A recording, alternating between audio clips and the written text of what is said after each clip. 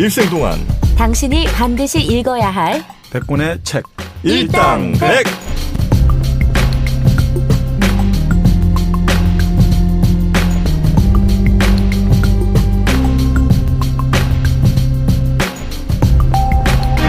일생 동안 당신이 반드시 읽어야 될 100권의 책 일당백 67번째 시간 2부가 시작됐습니다. 제인 오스틴의 오만과 편견, 정민현님의 최애 책 저희가 다루고 있고요. 이제 본격적으로 내용을 들어가야 되는데 첫 시작은 아까 1부에서 잠깐 말씀해 주신 것처럼 부잣집 남자는 무조건 결혼해야 한다. 그렇지. 그리고 그 남자는 그 동네 언니들의 공동재산이다. 공동재산 중에 하나가 먹잇감. 공동재산인데 누군가의 소유가 될 네. 그런 얘기를 시작을 하죠. 그렇죠. 네. 결국 이제 뭐 줄거리를 한번 들어가자면요. 네. 크게 이게 뭐 베넷 가문의 이야기죠. 베넷 가문은 아버지 베넷 그리고 베넷 부인과 딸 5이 있는 거죠. 이 딸 5 중에 맏딸이 제인. 이 제인 양은 아주 그 딸 5 중에 가장 인물이 좋고 정말 성격이 온화하고 네. 아주 정말 사람을 선의로 바라보는 사람. 그 둘째 딸 엘리자베스 베넷이 주인공인데 엘리자베스 베넷은 아주 어떻게 보면 아주 씩씩하기도 하고 네. 자기 주장이 똑부러지고 그러니까 아버지 베넷도 가장 좋아하는 딸이죠. 그리고 미모도 뛰어나죠. 언니보다는 조금 떨어지지만 그런데 제가 이거 작은 아씨들이라는 미국 소설 작은 있잖아요. 아씨들. 저 그 생각났어요. 이 영화 보면서 계속 작은 아씨들 보면서. 그 작은 아씨들의 둘째 조도 딱 요르찬의 말갈량이고. 그 대체로 이 사람들이 묘사할 때 첫째는 조금 온순하고 둘째는 좀 약간 말갈량이고 뭐 요런 고정관념 같은 게 좀 있는 모양이네요. 그런 것 같아요. 그 조 같은 경우도 작은 아씨들 보면 말갈량이고. 좀 남성적인 면이 있잖아요. 그렇죠. 대바라지다. 그러니까 나중에 캐서린 부인하고도 감히 이런 식으로 너가 나한테 말을 따박따박 말대답을 하냐 이런 느낌까지 주는 거죠. 그러니까 그런 식의 좀 매력이 있는 거예요. 이 참 엘리자베스 캐릭터가 보통 여주인공 하면 온순하고 착실하고 막 그냥 부드럽다 이건데 그 엘리자베스는 자기 언니가 이 네더필드 파크에 초대받아 놀러 갔는데 독감에 걸리니까 자기가 지금 마차가 없는데도 3마일 한 4.8km죠. 네. 이걸 이제 자기가 걸어가거든요. 그 당시에는 걷는 것은 신사들만의 특권이에요. 여자들이 걸으면 안 되는 거예요. 여자들이 걷는다는 것은 아주 천한 집안의 딸이다 이거죠. 그래서 마차를 무조건 타야 되는구나. 그러니까 이제 근데도 개의치 않고 뛰어가고 또 어떤 지적인 대화 논쟁하는 걸 좋아하고. 그러니까 딸이 지금 그러니까 엘리자베스가 둘째. 셋째 딸이 메리 버넷인데 메리가 이제 좀 뭐라고 해야 되나요? 책은 좋아하는데 딸들 중에 가장 못생겼고 책은 좋아하는데 좀 이게 현실하고 감각이 없는 이야기를 많이 하고 그 좀 너무 자꾸 나서고 이래가지고 나중에 엘리자베스나 제인을 상당히 곤혹스럽게 만들죠. 근데 넷째 딸, 다섯째 딸은 이제 군인들을 너무 좋아하고 특히 다섯째 딸이 나중에 사고를 치게 되는 거죠. 막내가. 네, 막내가 망나니 짓을 하는 리디아. 거죠. 네. 리디아가 나중에 망나니 짓을 하게 되는데 그 딸 5이 이제 이렇게 모여 있는 거죠. 여기 그네들이 이제 주로 나오는 사람들이고. 네. 크게 보면 두 개의 스토리 라인이 있다고 보거든요. 네. 뭐냐면 낯선 사람이 오는 거예요. 낯선 남자들이 오는 거예요. 여기 살고 있는 롱본에. 낯선 남자들이 오고 나서 그리고 두 번째 이 살고 있던 여자들, 딸들이라든지 여행을 떠나는 것. 크게 보면 이 두 가지가 계속해서 왔다 갔다 하는 거예요. 방문을 하거나 딸들이 다른 쪽을 방문하거나. 그렇죠. 그게 이제 우리가 예전에 신화도 항상 보면 우리가 낯선 곳에 갔다가 돌아온 이야기라고 하는데 여기도 낯선 사람들이 오고 또 내가 낯선 곳으로 가고 요 구조가 결국은 해가지고 새로운 관계를 만들어내는 거죠. 그러니까 뭐 엘리자베스도 그렇고 제인도 그렇고 막내 리디아도 그렇고 또 엘리자베스의 친구가 샬럿이라고 옆집에 루카스라는 집안이 있는데 곧 맏딸이에요. 근데 샬럿은 나이가 좀 많은데 27으로 나오는데 좀 얼굴이 박색이에요. 그러니까 엘리자베스하고 이야기가 되는 사람인데 지혜롭기도 한데 자기가 박색이기 때문에 이게 뭔가 지금 결혼하지 않으면 자기는 앞으로 생활이 빈곤의 구렁텅이로 떨어지는 게 너무 뻔하다 해가지고 무조건 결혼하는 거죠. 그러니까 나중에 보면 이런 게 나오죠. 샬롯이 그런 이야기를 하는 게 나오거든요. 왜 내가 이렇게 덜 떨어진 남자와 결혼해야 되느냐. 그럼에도 불구하고 내가 또 이 남자를 잡기 위해서 어떻게 해야 되느냐 할 때 아주 이런 재밌는 이야기가 나오죠. 결혼에 성공하려면 여자는 호감 가는 남자에게 자신이 느끼는 것보다 더 많은 애정을 보여줘야 된다. 결혼에 성공하려면 이 남자에 대해서 내가 느끼는 것보다 더 많은 애정을 이 남자에게 보여줘야 된다. 내가 느끼는 것보다 더 많은 걸 보여줘서 나 당신 정말 사랑해. 이런 걸 보여줘야지 이게 성공한다 이거죠. 참 되게 슬퍼요. 처절합니다. 그러니까. 남자도 그래. 왜? 남자도 내가 사랑하는 것보다 훨씬 더 많이 사랑하는 것 좀 보여줘야지 뭐 관계가 돼.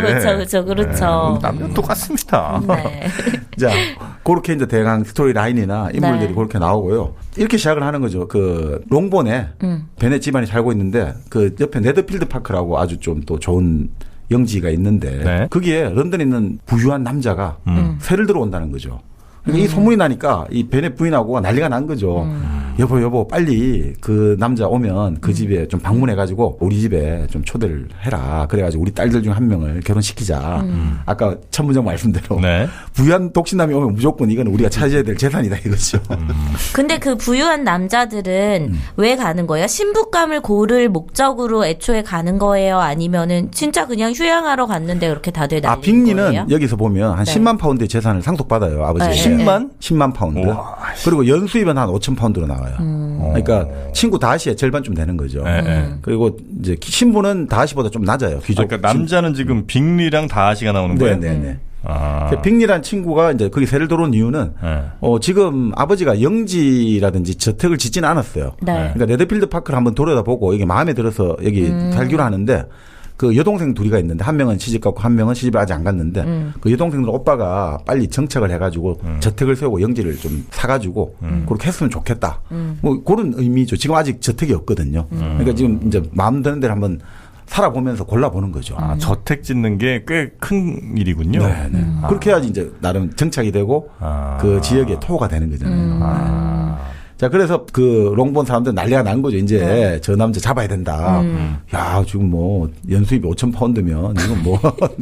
이런 정보 어떻게 하는 거예요 도대체? 그러니까 이게 소문이 다 나는 거죠. 동네 통신이 무서운 거죠. 그래서 빅리 씨가 아주 좀 부인을 좀 비꼬고는 사람이거든요. 왜냐하면 부인이 예뻐가지고 결혼했는데 결혼하고 나니까 너무 멍청하고 사람들이 멍하다 해가지고 되게 부인을 좀 경멸하고 비꼬는 조롱하는 스타일이에요. 이 사람 유부남이었어요? 아니, 빅리 씨가 아니고 베넷이 남편이 이제 베넷 부인이 이제 자기 남편에게 이제 빅리 씨가 이사 오면 당신이 가봐라 이러니까 이렇게 이야기를 하는 거죠. 아니, 그래 갔는데 그 사람이 빅리가 우리 집에 왔다. 근데 너를 마음에 들어하면 어떡할 거냐. 딸이 아니라 아줌마를? 아줌마를 그럴 리가. 그러니까 이 아줌마 그러냐. 아유, 내가 미모라면 빠지지 않지만 제가 뭐 다 큰 딸이 5이나 되는 여자가 뭐 이제 미모는 접어둬야죠 하니까 또 남편이 좀 또 비꼬는 거예요? 아니, 비꼬는 게 말이자면 또 칭찬해 준다고. 접을 미모 없는 여자도 두드룩해. 이렇게 아주 말이 좀 재치가 있어요. 접어둘 미모가 없는 여자 두드룩하다. 자, 이렇게 하면서 옆집에 사는 사람들의 정보를 들어보니까 그 사람이 하여튼 상당히 부자고 여기는 이것 때문에 온다. 그렇게 해가지고 춤을 어떻든 만들어야 된다 이거죠. 무도회를 만들어야 된다. 춤을 추게 만들면 어떻든 남자는 잡을 수 있다 이거죠. 무도회를 왜 하냐니까 댄스 파티를 왜 하냐니까 재밌는 말이 나와요. 왜 춤이 중요하냐니까 춤을 좋아하는 것은 사랑에 빠지는 길에 한 발짝 들려놓는 것이다. 춤이라는 것은 사랑에 들어놓는 첩경이다 이거죠. 우리 영화 쉐리 댄스라든지 그거 보면 나오잖아요. 춤이라는 것들이 결국 자기가 좋아하는 감정들을 표현하는 가장 원초적인 자기 표현의 수단이다. 춤은 사랑의 묘약이라고. 그렇죠. 이때는 근데 무도회가 지금은 사실 뭐 무도회라는 게 없고 그냥 뭐 클럽이나 가서 춤추는 게 다있지만 어떻게 보면 비슷하네 지금의 클럽이랑 남녀가 만나기 위한 장소인 거잖아요. 근데 여긴 가장 이게 사실 이 무도회 말고는 할 게 없죠. 만날 수단이 없어. 나는 클럽에 음악 들어가거든. 클럽에 아직까지 입장 가능하십니까? 뭐 그런, 못 들어갈 텐데? 그런 클럽도 있어. 밤과 음악사 이런 데 가시면 안 돼요? 아니, 같이 춤을 추는 게 굉장히 중요한 이유가 동물들도 보면 특히 이제 새 같은 경우에 한 새가 이제 고개를 끄덕끄덕 혹은 뭐 꼬리를 들쩍들쩍 이렇게 움직이잖아요. 그거에 맞춰서 같은 박자로 움직이면 짝짓기를 하는 거예요. 아, 그래요? 네. 그래서 같이 박자를 맞춘다는 게 굉장히 중요한 일입니다. 이 메이팅에 있어서. 맞습니다. 네. 그러니까 실제로 박자를 맞춘다고 했었잖아요. 저게 뭐냐면 이 박자를 맞춘다는 게 결국 자기의 리듬, 내 몸의 생체 리듬과 저 사람의 생체 리듬 맞추는 거잖아요. 그래서 식사를 할 때 같이 왜 남녀 간의 식사가 중요하냐면 그 식사를 처음 시작하고 끝날 때까지 이게 같이 맞춰지면요.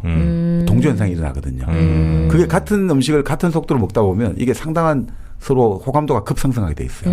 그래서 처음 만나는 남녀는 같은 음식을 절대 주문하지 않죠. 왜냐하면 그거 위험해지거든. 그렇게 하면. 아, 그래요? 네. 처음엔 좀 여자들 같은 경우 남자들하고 좀 다른 음식을 주문하는 게 좋다고. 근데 만약에 같은 음식을 주문해서 같이 끝나게 되면 이건 허락의 의미인가요? 요거. 속도가 같이 딱 그렇게 맞춰지게 되면 이 사람하고 뭐 예를 들어 가지고 같이 만약에 어떤 육체의 대화를 할 때도 아주 우리가 호흡이 잘 맞을 거다. 이거를 이제 사실 암시하는 게 되니까. 같은 메뉴를 시켜서 똑같은 속도로 먹는 게? 네, 그게 사실 쉽지 않아요. 그래요? 그럼 만약에 내가 뭘 시켰는데 여자가 같은 걸로 주세요. 이러면 이거 또 그렇게 또 오해한다. 자기 뭐 좋을 대로 기계적으로 해석한다 또. 아닌 여자도 있어요. 진짜 짜장면 그러니까, 시켰는데 네. 짜장면만 먹는 여자일 수도 있잖아요. 아니 프로이드가 그런 이야기 했죠. 네. 이게 너무 담배 파이프 있잖아요. 이거를 무조건 남자의 성기 이런 식으로 해석하니까 네. 파이프는 파이프일 뿐이다 이거죠. 근데 너무 그걸 과다하게 해석하면 안 된다. 과다 해석한 사람이 여기 있잖아요. 근데 여자들은 왜냐하면 기본적으로 다른 사람이 뭐를 시키잖아요. 그러면은 다른 걸 시켜야겠다는 생각을 1차적으로 먼저 하는 것 같아요. 그러니까 뭔가 여자들은 음식을 시켰을 때 같이 쉐어한다는 느낌이 그렇죠. 있기 때문에 요 맛도 먹어보고 내 맛도 이것도 먹어봐야 되기 때문에 다른 걸 시키는 게 기본 원칙인 것 같아요. 그러니까 예전에도 이 이야기를 한번 한 것 같은데요. 네, 맞아. 또 근데 이제 자기 방어적인 것도 분명히 깔려있다는 거죠. 그 다른 음식을 시키는 거는 자기 방어적인 것도 좀 깔려있다는 거죠. 그러니까 그런 걸 아예 못 시키게 삼겹살 같은 거 가요. 무조건 같이 먹는 걸로. 아니 삼겹살이랑 목살이랑 같이 팔 수도 있잖아요. 안 돼. 무조건 삼겹살이야. 그러니까 뭐 어떻든 이 현대판 클럽이겠죠. 예전 댄스 무도회장을 하면 촛불을 먼저 딱 무도회가 시작할 때 촛불을 먼저 켠대요. 그 촛불이 끌 때까지 보통 꺼질 때까지 무도를 한대요. 좀 낭만적이죠. 거예요? 그게 한 4시간에서 6시간. 진짜 힘들겠다. 근데 보통 춤을 한 번 하면 한 30분씩 췄다고 하는데 근데 이제 춤추기 싫은 사람도 있을 거 아니에요. 그럴 때 아주 이게 멘트가 중요하다는 거예요. 그 멘트를 추기 싫다 이렇게 하면 안 되고 제가 지금 몸이 몹시 피곤한데 지금 추고 도저히 출 수 있는 상태가 아닙니다. 이렇게 하든가 잠깐 쉬었다 갑시다. 그렇죠. 아니면 우리 저 뒤에 테이블 잡고 술이나 한잔하고 있을까요? 당신 테이블 잡았나요? 테이블 없는데 그럼 바로 뺀지잖아요. 테이블 없으면 안 되지. 아니면 죄송합니다만 지금 다른 사람하고 선약이 되어 있다. 이런 식으로 멘트를 잘해야 된대요. 별로 그렇게 예의스럽지 않은 것 같은데 기분 나쁜 거 아니에요? 근데 어떻든 그 멘트가 이제 그러니까 그걸 해야지 서로 기분 안 나쁘다라는 속은 어떻든 간에 형식적인 멘트를 주고받아야지 이제 나는 이 사람이 나를 무시하지 않는다. 근데 이때 파트너는 어떻게 정해요? 파트너? 네. 파트너는 보통 다 짝이 다 안 맞을 수도 있잖아요. 그러니까 남자가 마음에 드는 여자한테 가서 손 내밀죠. 네, 신청을 하죠. 그러면은 마음에 들면 오케이고. 어지간하면 춤은 추는 것 같아. 그러니까 여기서도 거절을 그렇게 춤을 거절하는 순간부터 이제 예의가 천하의 나쁜 놈 이런 거 되고. 만약 춤을 거절하면 그거는 좀 무례한 행동. 그렇습니다. 일단 춤을 한번 쳐줘야 돼. 그래서 그리고 마음에 안 들면 저 잠깐 힘이 드니까 맞아. 한 번은 무조건 쳐줘. 두 번 춘다는 건 좀 줘라 이제. 차구리 쉬려고 하냐. 근데 이게 사실은 무도회장을 할 때 주최하는 사람이 중요한 이유가 음식을 잘 차려내야 되거든요. 일종의 뷔페식으로 차리는데 본래 뷔페가 바이킹에서 나온 거거든요. 뷔페가요? 네, 바이킹들이 본래 음식을 이제 사람들이 귀환했을 때 쫙 일렬로 늘어놓고 이렇게 이제 먹는 거예요. 그래서 바이킹 뷔페가 있구나. 그쵸. 그래요? 바이킹이라는 뷔페가 있어요. 네네 맞습니다. 뷔페라는 그 시스템 자체가 바이킹에서 나온 거군요. 나 그리고 바이킹 뷔페가 있길래 바이킹 애들이 워낙 많이 먹어서 니네 많이 먹어라 우리 뷔페 와서 이런 건 줄 알았더니 그게 아니라 바이킹에서 시작됐군요.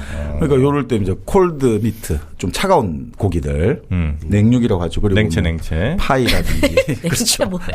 이 스프도 중요하고 차가운 생선 그리고 뭐 음료 와인이라든지 펀치 이런 어떤 것들을 잘 차려야 되는 거죠. 그러니까 돈 많은 사람이 파티를 열어야 돼. 그렇죠.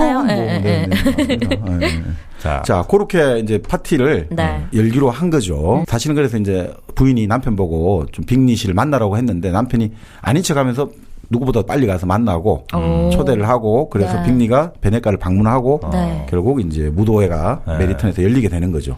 근데 다희 씨가 이제 빅리가 다희 씨라든지 친구 다희 씨와 자기의 누이 매부까지 데리고 와서 이제 무도회가 열리는 거죠.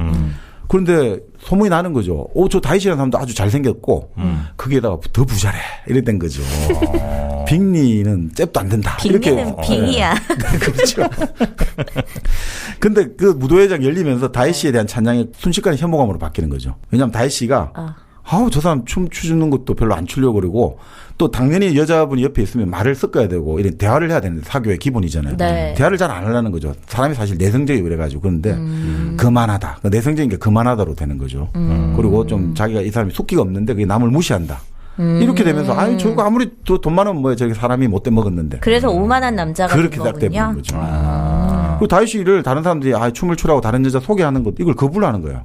말도 안 걸지. 그러니까 거기에다가 이제 그 친구 빅리가 이 이야기를 하는 거죠. 지금 오늘 나는 지금 이 무도회장에 내가 지금까지 본 여자들 예쁜 여자는 예쁜 여자 다 모여 있고 너무너무 좋아. 자네도 좀 빨리 춤춰보게.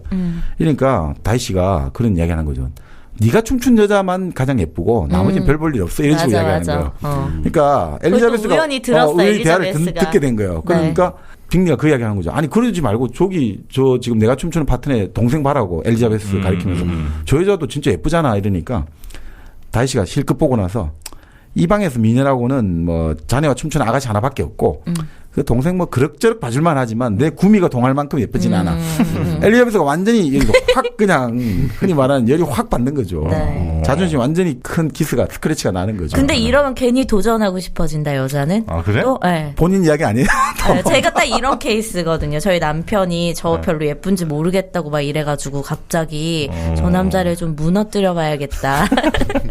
무너뜨리다 네가 무너졌구나. 그렇죠. 네, 하지만 책 읽을 때 무너지지 않는 방법이 있습니다. 바로 일당백 독서대가 여러분의 독서 자세를 바로 잡아드립니다.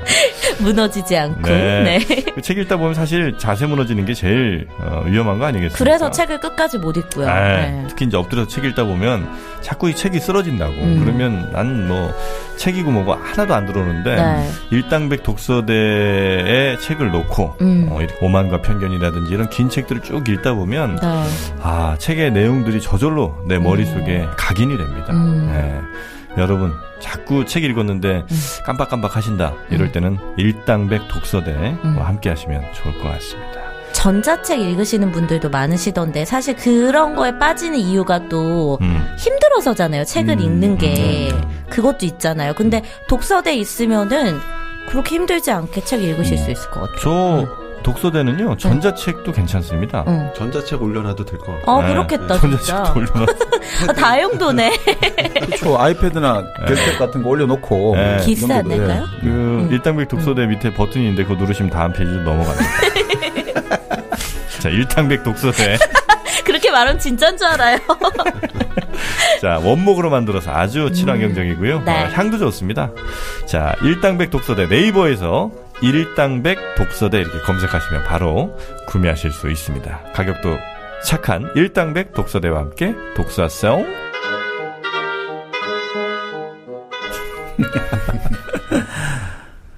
갈까요? 네, 그렇죠. 네. 자, 결국 그 무도회가 끝나고 나서 엘리자베스는 다시에게 악감정을 가지게 됐고 편견이 생겼고, 그렇죠. 또 제이는 근데 이제 빅리에게 호감을 가지게 된 거죠. 서로 호감을 가지게 된 거죠. 특히 빅리 재산도 10만 파운드나 되고, 그러니까 베넷 부인도 너무 좋아하고, 우리 딸이 이제 좋은 데 시집 가겠구나. 근데 다시는 이 제인을 보고도 나중에 평가를 그렇게 해요. 예쁘긴 한데 너무 웃음이 해프다. 그러니까 이 여자는 너를 좋아하는 게 아니라 다 좋아하는 사람이야. 약간 그런 식으로 좀 기본적으로 좀 안 좋게 보는 거죠.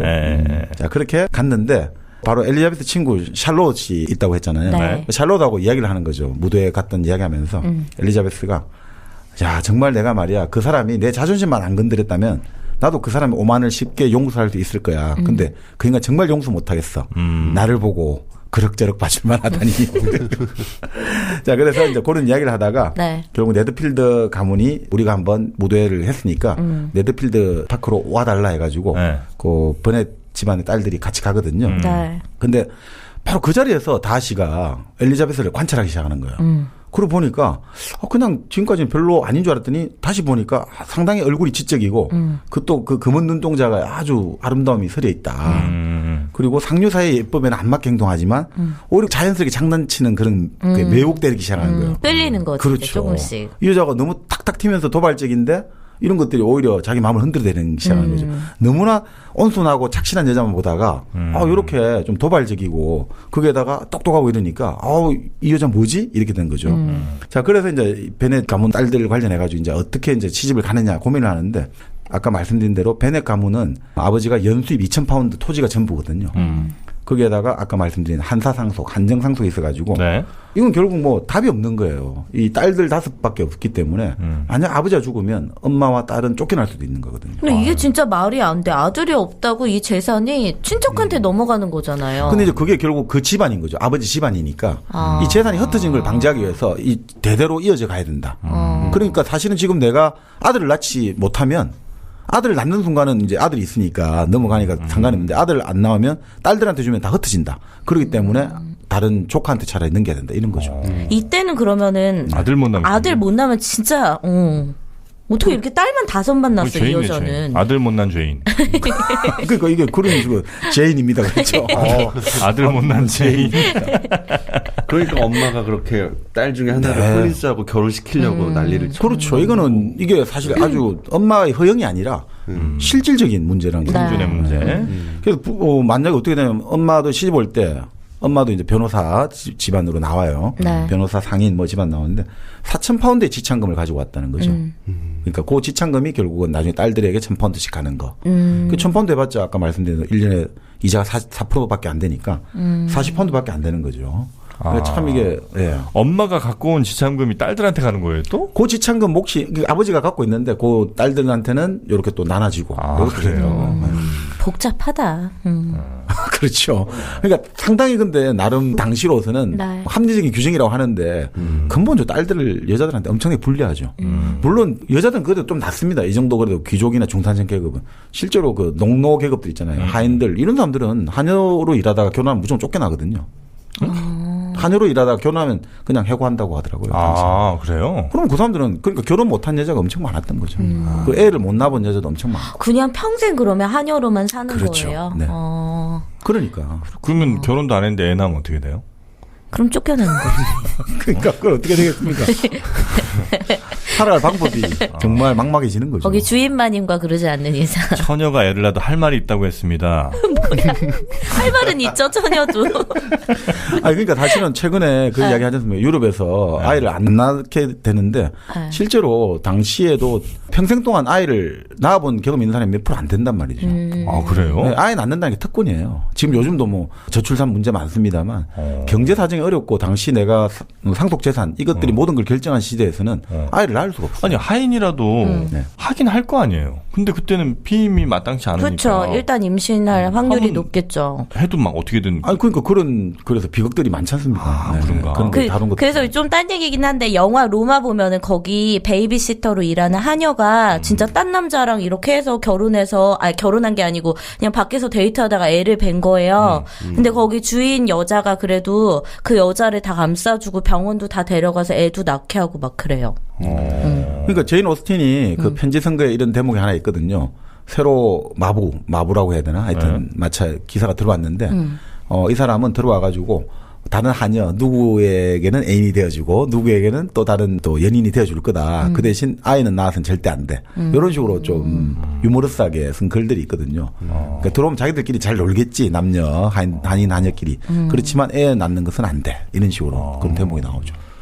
유머러스. 유머 안 된다는 얘기죠. 네. 자, 그렇게 해서 이제 결국 딸을 어떻게 시집 보낼까 고민하고 있는데 제인이 단독으로 빅리 네스필드 파크에 초대를 받은 거예요. 네.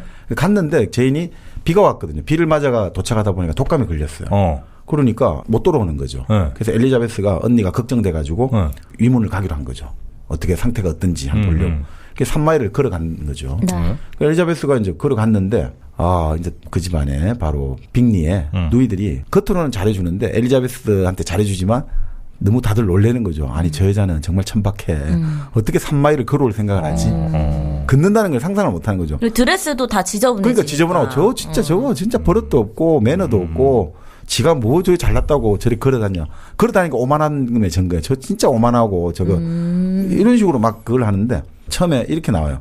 엘리자베스를 그 도착해가지고 누나 상태를 보고 나서 얘도 이제 정찬을 초대를 해야 되잖아요. 이제 밥을 줘야 되는데 이렇게 나와요. 5시에 들어가가지고 6시 반에 나오라 그러거든요. 정찬을 먹을 때. 그러니까 몸치장한테 1시간 반이 걸리는 거죠.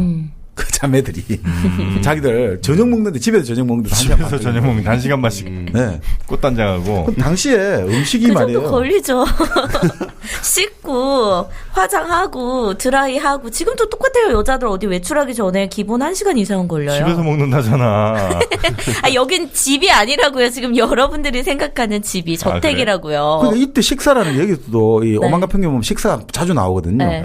근데 이게 정말 식사가 지금 생각하고 다르더라고요. 우리가 디너를 저녁이라고 생각하잖아요. 본래 디너는 정찬이라는 뜻이 만찬이 아니고 정찬이었더라고요.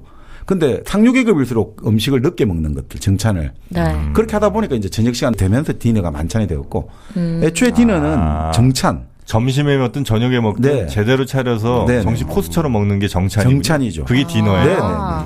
근데 디너. 너무 차리느라 오래 걸려서 밤에 먹으니까 그렇죠. 디너가 된 거라고요. 그러니까 본래 디너는 뭐 애초에는 한 3시, 4시 늦은 후에 먹는 거라는 거예요. 아, 그래요? 근데 유행을 따르다 보니까 6시 30분 이렇게. 늦어지고. 본래 아침 브렉패스트라고 하잖아요. 네. 요것도 사실은 한 10시, 11시 이렇게 먹었대요. 그러면 요즘 얘기하는 그 뭐야. 아점. 브런치. 그게 아주 훌륭한 거죠. 시간이네, 네. 딱.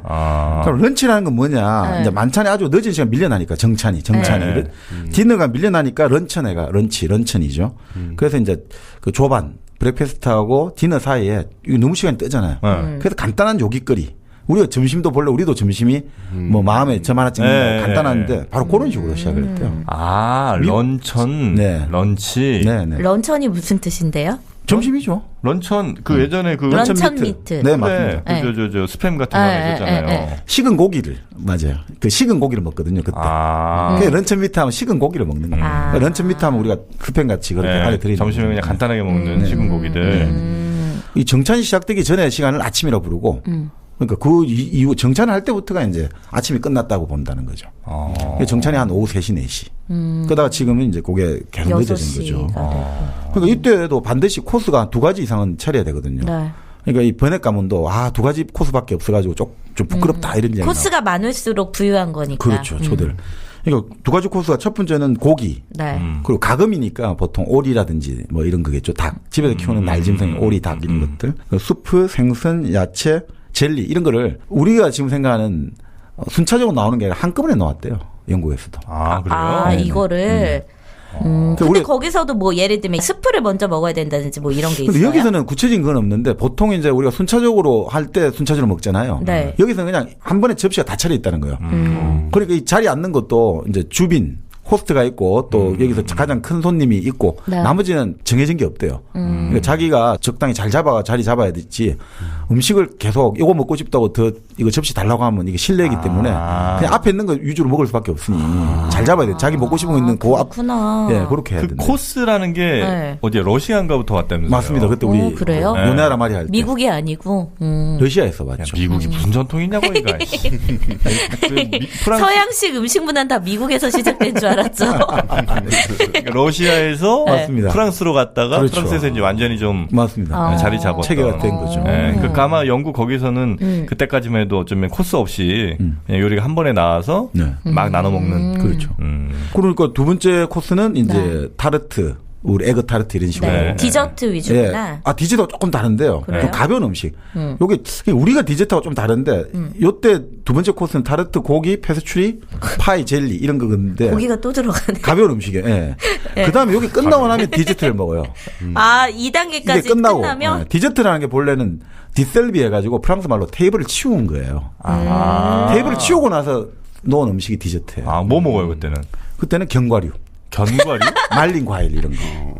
근데 젤리가 디저트에 안 들어가는 게 좀 의외네. 젤리를 근데 처음에 먹는다는 거죠, 지금? 두 번째 코스에서. 두 번째 코스에. 네. 뭐 첫 번째 코스도 있고, 두 번째 코스도 있고. 그러니까 디저트에서는 보통 영국에서는 당시 18세기 후반, 19세기 초반에서는 테이블을 치우고 나서 먹는 게 디저트인데 견과류라든지 말린 과일. 이건 손으로 집어 먹을 수 있는 거예요. 커피 안 마셔요? 커피는 바로 일당백 커피가 있습니다. 아유 고마워요 우리 정민 형님. 짐 하나 덜어줬죠. 아니 약간 나는 생각을 안 한 건 아닌데 네. 아까 그 첫 번째 광고랑 시간이 너무 좀 붙어 있는 거 아닌가 이런 고민을 좀 했단 말이에요. 하지만 정민이 형가 털어놨으니까. 네. 여러분 일당백 커피 디저트로는 뭐 더 이상 좋은 디저트가 없습니다. 저런 젤리니 뭐 무슨 견과류 이런 거 먹어서 뭐 할 거예요. 달아. 그 커피로 깔끔하게. 네. 또 너무 진한 커피보다 저는 이 일당백의 그 드립백. 맞아요. 요거 먹으면 뭐 정말 그 디저트로는 입안 아주 개운하게 만들어주는 최고의. 최고의 디저트라고 막. 아니 근데 저는 원래 커피를 안 마셨잖아요. 네. 근데 이게 그러니까 예전에 식사하고 나서 커피를 안 마셔도 됐었거든요. 저는. 네. 이제 안 마시면 안 돼? 근데 이제는 안 마시면 안 되는 거야. 무조건 식사하고 나서 커피를 마시게 됐어요. 중독됐어. 이 커피가 확실히 중독성이 좀 있나 봐요. 카페인 성분. 디카페인도 중독성이 있죠. 뭐. 네. 근데 그게 맛에 중독된 건지 아니면 행동에 중독된 건지 난 잘 모르겠어요. 그러니까 커피를 마시는 행위. 네. 그 컵을 들고 그 뜨거운 김 뭐 이런 걸 그냥 즐기는 행위인가 아니면 정말 그 맛에 중독된 건지는 내 잘 모르겠어요. 근데 이게 결국은 우리가 뭐 식사라는 게 항상 처음과 끝이 있어야 되잖아요. 모든 문화적 행위가. 그러니까 우리가 식사를 할 때 보통 어른들과 식사할 때 가장 연장자분이 먼저 수저를 들고 그때부터 식사가 시작되는 거잖아요. 그리고 마지막에는 결국 우리가 마지막 입가심이 우리 한식에서도 숭늉같이 먹어야 되잖아요. 숭늉을 다 먹고 나야지 이게 그치지. 뭔가 끝났다는 느낌이 주니까 바로 커피라는 게 결국은 또 시작할 때도 마시는 경우도 있지만 마무리하는 최종 단계로서 또 커피가 맞아요. 아주 효과적인 끝맺음 수단 아닌가. 중국도 차를 꼭 마시고 식사한 다음에 그 기름 막 잔뜩 이런 거 이제 딱 차로 이제 하듯이 이제 중국도 근데 커피가 지금 어마어마하게 팔린대요. 중국도 이제 커피가 정복이 되고 있습니다. 근데 전 세계에서 지금 석유 다음으로 가장 교역량이 많은 품목이 커피잖아요. 그래요? 네. 석유 다음으로 가장 교역량이 많은 품목이 커피예요. 네. 차의 시대는 이제 갔네. 차는 끝났어. 영국의 몰락과 동시에 홍차의 시대인가. 그렇네요. 미국의 등장과 동시에 커피의 시대가 있죠. 네, 여러분 1kg 커피입니다. 1kg 커피는 일당백 채널 공지사항에 가시면 이제 링크가 잘 걸려 있고요. 지금까지 또 광고됐던 제품들 쭉 링크가 되어 있으니까 한 번씩 들어가 보시면 좋을 것 같습니다. 일당백과 함께하는 1kg 커피였습니다.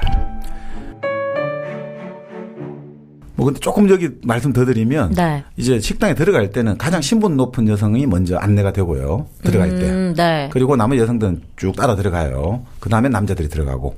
나올 때는 또 어떻게 하냐. 나올 때도 마찬가지로 정말 신분 높은 여성이 먼저 나오고 그다음에 딱 사회적 지위에 따라 나와야 돼요. 여자들이. 들어갈 때는 신분 높은 여자가 하고 나머지 여자들은 우르르 따라가는데 나올 때는 정말 사회적 지위가 있는 거죠. 그러니까 동생 막내라 하더라도 결혼을 했으면 막내가 그다음 따라가는 거예요. 언니를 제치고. 결혼한 여자가 더 신분이 그렇죠. 신분이 높다는 걸로 나오죠. 그런 거를 그러니까 뭐 이렇게 식당에서 먹고 나갈 때도 이렇게 철저하게 순서를 지켜야 되는 거군요. 우리 모비딕 예전에 할 때 모비딕에서 선원들과 이제 흔히 말하는 항해사들 선장이 식사를 할 때 그러잖아요. 선장은 맨 먼저 입장하잖아요. 그렇죠. 제가 기억이 정확하지만 선장이 맨 먼저 입장하고 그다음에 1등 항해사 이렇게 따라오고 그다음에 식사 딱 끝날 때는 뭐냐면 선장이 또 식사를 놓으면 끝나니까 직위가 낮은 항해사부터 나가야 되는 거죠. 그러니까 선장은 식사 시간이 제일 길고 항해사들은 제일 나중에 들어왔다가 제일 먼저 퇴장해야 되니까 식사 시간이 가장 짧고 그 선장이 따라가지고 결정된다. 그것도 그렇게 기억난 것 같은데 여기서는 어쨌든 여성이 가장 먼저 들어오고 가장 먼저 퇴장하는데 쫙 서열에 따라가지고 퇴장한다. 이렇게 되죠. 보통 이제 우리 회사 같은 데서는 뭐 회식을 하든 뭘 하든 이제 밑에부터 다 채워놓고 마지막에 이제 사장 와서 어쩌고저쩌고 하고 이제 사장이 먼저 가면 이제 또 나머지 쭉 이런 이제 스타일. 자 그렇게 해서 이제 엘리자베스와 그 빅리 집에 가서 언니는 병석에 누워 있고 식사를 하고 나갔죠. 그러니까 빅리의 누이들이 흉을 보기 시작하는 거죠. 이 올케들이 문제 항상. 없어서 좋겠다. 없어서 진짜 좋아요. 저는 올케라 있었으면 진짜 대판 붙었을 거예요. 아니 그러니까 엘리자베스가 활기차게 걸어온 것도 아이고 자기가 뭐 잘났다고 저렇게 걸어와. 정말 막대 먹은 여자야. 요즘 막대 먹은 영희 씨 시작했던데. 자 그러면서 매너도 꽝이고 오만하고 금방지고 스타일도 하나 없고 미적 감각도 없고 예쁘지도 않아. 이렇게 막 이제 흉을 보는 거죠. 뒷담화를 하는 거죠. 근데도 이제 다하씨는 이제 마음이 좀 들으니까 네. 별로 이제 호응하지가 않죠. 그러니까 이 빅리의 여동생이 이거 뭐지? 이제 눈치를 채는 거죠. 자, 그러면서 뭐 빅리 누이들이 이런 이야기 하는 거죠. 좋아. 그러면 우리 오빠가 마음에 들어하는 제인 베넷은 괜찮아. 근데 아버지 어머니도 그렇고 특히 아버지도 뭐 그렇지만 어머니와 그 친척들이 아이고 세상에 변호사를 한대. 세상에 사업을 한대. 그렇게 천안이 시집 잘 가긴 틀렸어. 딱 이렇게 이야기를 해요. 그러니까 다하씨도 그러니까 동의하진 않지만 이제 흔히 말하는 식사 끝나고 여러 가지 이야기를 하지 않습니까? 그 자리에서 이 다하씨가 여자들한테 아주 짠 사람이에요. 평가가. 그래서 자기는 교양 있는 아가씨를 내가 다 따져봐도 6명이 안 되더라. 이렇게 이야기를 하는 거예요. 그러니까 이때 교양이라는 평가 기준이 높아. 그렇죠. 네. 뭐예요? 교양이라는 게 뭐 음악, 노래도 해야 되고 춤도 잘 춰야 되고 외국어도 해야 되고 걸음걸이가 맵시가 있어야 되고 목소리는 높낮이가 안정돼야 되는 거죠. 그리고 말하는 태도와 표현의 품위가 있어야 되고 또 독서를 통해 지성이 개발돼야 되고 이러니까 엘리자베스가 그 이야기를 듣고 딱 한마디 또 쏘아주는 거죠. 6명이나 돼요? 저는 한 번도 그런 사람 본 적이 없어요. 이렇게 맹소를 날리는 거죠. 그러니까 도발을 딱딱 하는 네, 거죠. 말대답을 그러니까. 하는 거지. 네네. 그러니까 다하씨가 이제 이 여자는 갈수록 진짜 오만하구나 저 사람. 무슨 이 세상에 진정 교양 있는 여자는 6명이 안 된다니 저런 식의 어떻게 오만하게 말을 하냐. 그리고 뭐 나중에 알겠지만 베네가의 딸들이 좋은 집안과 결혼하기 힘들 거다. 여기도 나중에 동의하거든요. 네. 그러니까 참 오만하다 이러고 다하씨가 엘리자베스와 또 있는 논쟁이 붙는 거죠. 그러니까 엘리자베스가 다하씨 보고 그런 이야기를 하죠. 당신의 결점은 모든 사람을 싫어하는 경향이 강하군요. 딱 이렇게 말해요. 그러니까 다하씨는 엘리자베스 보고 당신의 결점은 남의 말을 일부러 곡해서 듣군요. 이렇게 서로 계속 이제 서로 꼬여지는 네. 거죠. 자, 그 상태에서 이제 집으로 결국 며칠간 묵다가 집으로 귀가를 하게 되는 거죠. 집안을 귀가를 하는데 예상치 못한 일이 생기는 거죠. 아버지 베넷의 조카 콜린스가 찾아오는 거죠. 이 소설의 가장 어떻게 보면 밉살스러운 인물이라고 해야 되나요? 그 콜린스 목사인데 찾아오는 거죠. 그러면서 이제 아버지가 또 오히려 자기 부인에게 겁을 주는 거예요. 남편이. 근데 말이야 내가 죽으면 그 콜린스가 이제 이 재산을 다 이어받는데 내가 죽는 즉시 당신과 아이들을 모두 쫓아낼 수 있어 콜린스가. 이런 식으로 아버지가 겁을 주는 거예요. 자기 엄마한테. 그런데 이 콜린스가 보면 완전히 속물 중에 이런 속물이 없는 거예요. 와서 맨날 하는 이야기가 지금 내가 관구에 있는 영부인 캐서린 더버그 부인이 얼마나 위대하고 얼마나 잘해주는지 아냐. 나는 그 사람하고 알고 식사를 하는 것만으로 그 자체가 영광이다. 이렇게 계속 이야기하고 오로지 캐서린 부인하고 이야기밖에 안 해요. 이 사람 자기 이야기 하나도 없고 오로지 나 이렇게 높은 사람하고 친해. 이런 이야기밖에 안 하는 거죠. 참 누가 봐도 전형적인 밥맛이다. 이렇게 네. 보는 거죠. 딸들도 다 아는 거죠. 네. 그러면서 아버지도 알거든요. 아유, 이 자식이 아무것도 아니구나 하면서 아는데 책을 한번 그럼 우리 딸들을 위해서 좋은 책이 뭐가 있느냐 하니까 무슨 좋은 교양서적을 읽는데 딸들이 하품하고 지겨워하거든요. 네. 그러니까 아유 딸들이 이런 좋은 책을 읽는데 이렇게 하면 되겠냐 하더니 그냥 우리 주사위 게임이나 합시다. 그러니까 이 사람도 참 속물이죠 전형적으로. 그런데 콜린스 묘사가 아주 이 책을 보면 잘 나오는데 네. 이 콜린스는 이렇게 생각하는 거죠. 뭐 근데 걱정하지 마세요. 제가 상속을 받으면 제가 보상을 고민하고 있습니다. 아주머니와 이 사촌 여동생들, 사촌들에게. 뭐냐면 내가 사촌 중 하나와 결혼을 할게요. 그게 자기가 줄 수 있는 보상이다라고 보는 거죠. 자기가 되게 은혜 베푸는 것처럼. 야, 진짜 아들 없어서. 순한 이런 순환이 없어. 그래요. 근데 엄마는 또 좋아해요. 아니 그래도 베넷이랑 엮어주려고 그러잖아요. 그러니까 처음에 그래서 제인이 가장 예쁘다고 했잖아요. 그러니까 제인하고 나는 결혼하겠다 이러니까 제인은 약혼할 사람이 생겨 아주 돈도 많고 그러니까 그래요? 순식간에 바꿔요. 그럼 베넷하고 할게요. 그래 맞아. 그러니까 자기 엄마도 좋아하는 거야. 네, 엘리자베스죠. 그러니까 바로 엘리자베스 결혼한다니까 또 엄마도 좋아하는 거예요. 그래가지고 어떻게 됐느냐. 근데 엘리자베스는 꿈도 꾸지 마라 이건데 자 어떻게 하냐면 메리턴이라고 또 바로 롱번 옆에 또 작은 업이 하나 있는데 메리턴 놀러 갔다가 그 일종의 민병대라고 해야 됩니까? 정규교는 아니고 민병대 장교의 위컴이라는 사람이 있는데 그 사람을 만나게 된 거예요. 근데 그 사람이 아주 훤칠하고 말도 사근사근하고 해가지고 엘리자베스와 모든 사람들이 다 좋아하는 거죠. 근데 거기서 위컴하고 인사를 하는데 다하씨를 같이 만나게 된 거예요. 근데 다하씨하고 위컴이 서로 보자마자 서로 놀라는 거예요. 그 다하씨가 아주 인상이 찡그러지고 뭐 위컴이 아주 공손하게 인사는 하는데 마지못해 응대를 해주고 좀 뭐가 있구나 생각하는 거죠 엘리자베스가. 근데 엘리자베스는 어떻든 위컴에 호감을 가지게 된 거죠. 네. 그래도 그 메리턴에 있는 이모부 집에 이모부가 변호사를 하고 있는데 그 집에 초대를 받아 갔다가 위컴을 만나게 됐는데 다하씨 험담하는 걸 듣게 된 거죠. 본래 위컴은 다하씨하고 위컴의 아버지가 다하씨 집안에 아주 충실한 일종의 청지기였던 거죠. 재산 관리를 해주고 그리고 또 자기가 다시 아버지가 자기를 정말 좋아했다. 아껴가지고 교육을 다 시켜줬고 자기를 목사로 임명시켜주고 유산을 주기로 했는데 네. 이 다시가 아버지 돌아가고 나서 모든 걸 다 박탈했다. 내하고 어린 시절부터 자기 아버지가 자기를 더 좋아했다고 다시가 나를 시기하고 질투를 해가지고 저렇게 사람이 말이야 못된 사람이다. 자기 아버지가 나를 돌봐주라 했는데 나를 돈도 안 주고 쫓아내고 목사도 안 시키고 정말 나쁜 놈이다. 근데 아주 오만하지만 뭐 또 재산 있고 지위 있는 사람한테는 사근사근한다. 아주 이중적인 인간이다. 이렇게 뒷담화를 한 거예요. 그런데 네. 엘리자베스도 이걸 뭣도 모르고 아유 그래 자기가 어차피 나쁘게 보고 있으니까 정말 그런 인간이야 하고 맞장구를 치면서 서로 욕을 하면서 친해지잖아요. 네. 윌컴의 호감을 가지게 되는 거예요. 근데 사실은 전혀 아니거든요. 나중에 나타나지만 전혀 아니에요. 네. 자, 결국 그렇게 해서 이제 네더필드에서 결국 무도회가 열려요. 그쪽 네. 집안에서 이제 빅리가 그러니까 자기가 있는 바로 네더필드 파크에서 무도회를 열어가 초청을 하는 거죠. 근데 이 파티가 열리는데 이 어머니가 너무 주책을 떠는 거죠. 누구의 어머니가? 엘리자베스의 엄마가, 제인의 엄마가. 이제 우리 큰딸 제인이 바로 빅리하고 결혼할 거야.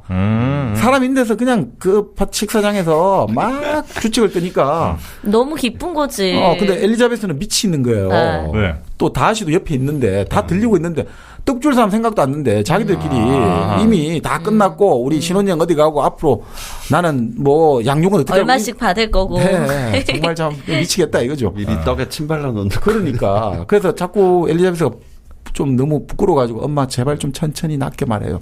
얘가 왜 이래 누가 듣는다.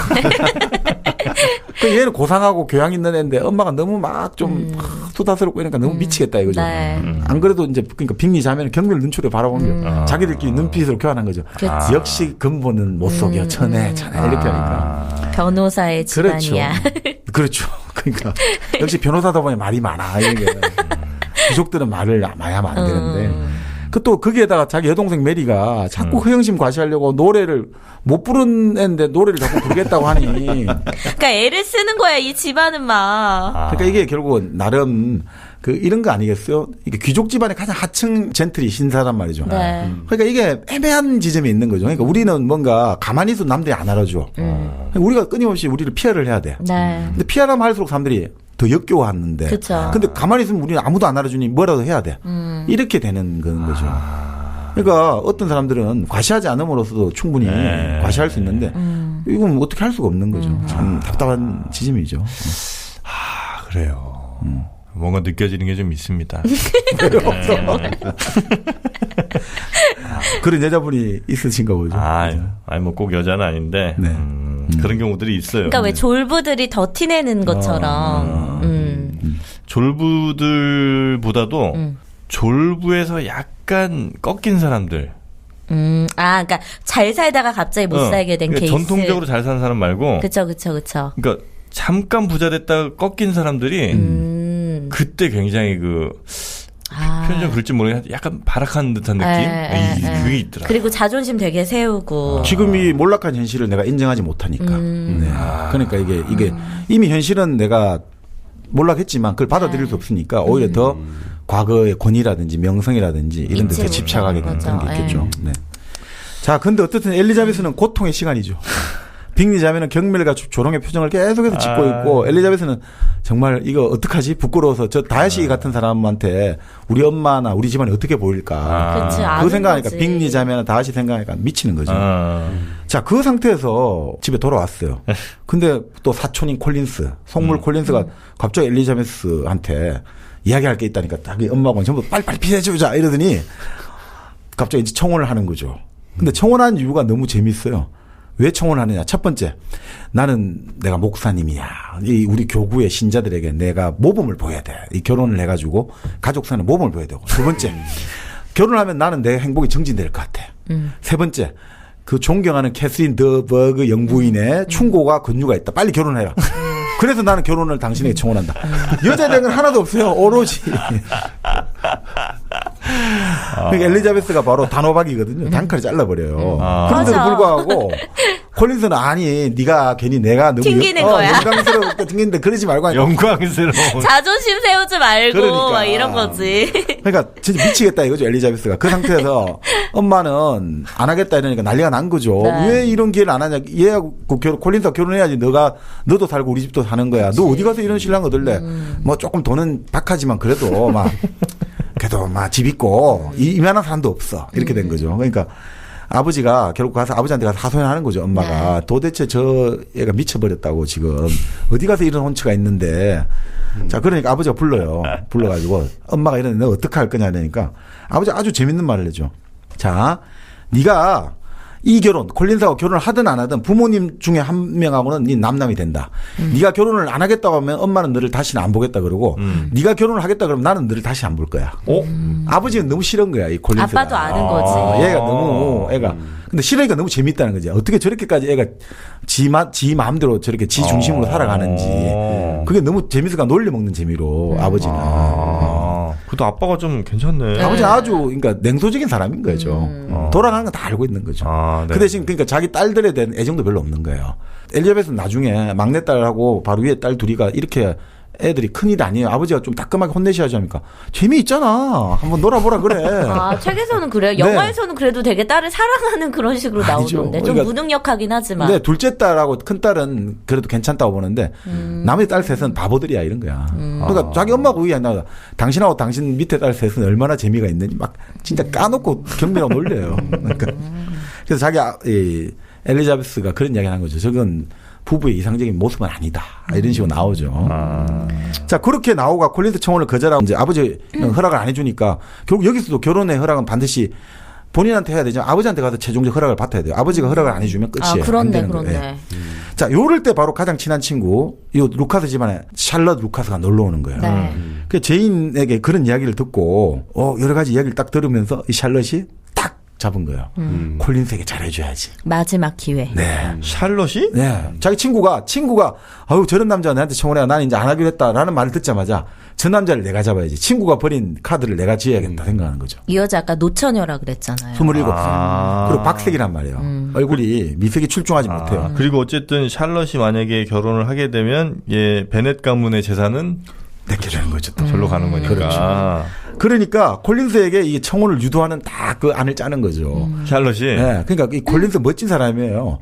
콜린스가요? 네. 왜냐하면 처음에 제인에게 했다가 바로 1분도 안 돼가지고 엘리자베스가 바꿨다가 또 3일 만에 다시 샬럿에게 청혼을 하는 거죠.